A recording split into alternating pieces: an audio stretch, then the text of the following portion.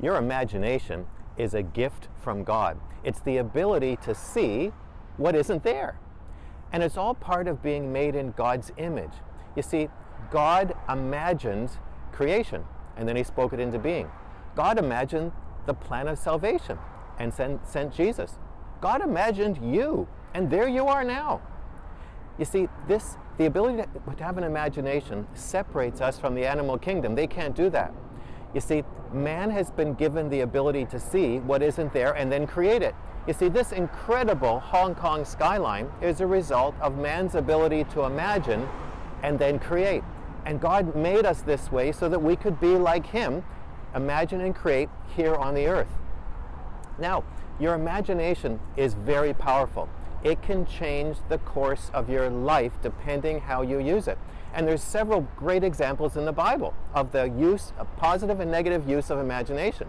If you remember the story of the 12 spies that went into Canaan to investigate the Promised Land, you know that 10 of them came back and imagined complete disaster. And their influence changed the imagination of the entire population, and they refused to enter the Promised Land, and their destiny was delayed for 40 years. But then think of the story of David and Goliath.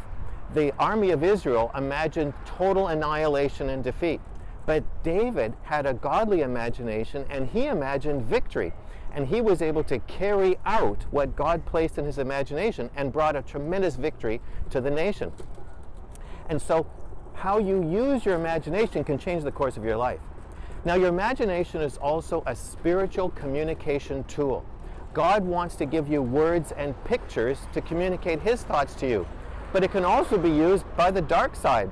That the negative spiritual influences can also put words and pictures into your mind depending what direction you point your imagination.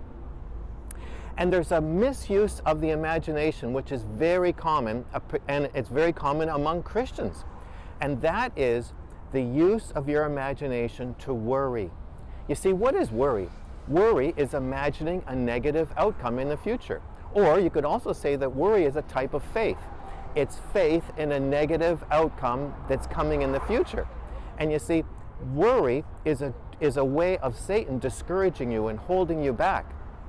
And so one very experienced worrier justified worry by telling me that if you don't worry about something, something bad might happen. And then when of course nothing bad happens, instead of saying I worried for nothing, they said, well, that just proves that worrying paid off because I worried, nothing bad happened. Well, of course, that's a ridiculous argument. But I want you to realize that God doesn't want you to use your imagination to allow Satan to make you upset, fearful, and worried.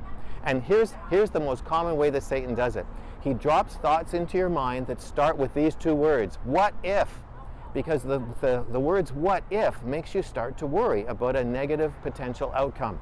And so whenever you get a worry thought that starts with what if, instead of thinking and imagining a negative outcome, turn to God and say, there's one of those what if thoughts.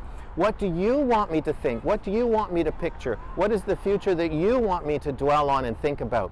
And that is the best antidote to Satan's invasion of your imagination. Turn to God and let him fill your imagination with his thoughts.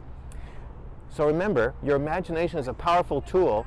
Use it wisely. Use it the way God intended you to use it. Now I want to hear from you. How have you been able to tame your imagination to turn away from worry and to think about God's thoughts and his opinion? And just leave your comments and your testimony in the box below this video. So I'll talk to you again next week, but this week, train your imagination to think godly thoughts. And if this is your first visit here, you need to get my free self-assessment guide. And to do that, just complete the subscription form, which you can find on this page by clicking on the link, Join the Transformation Movement. So I'll talk to you again next week. But use your imagination wisely this week.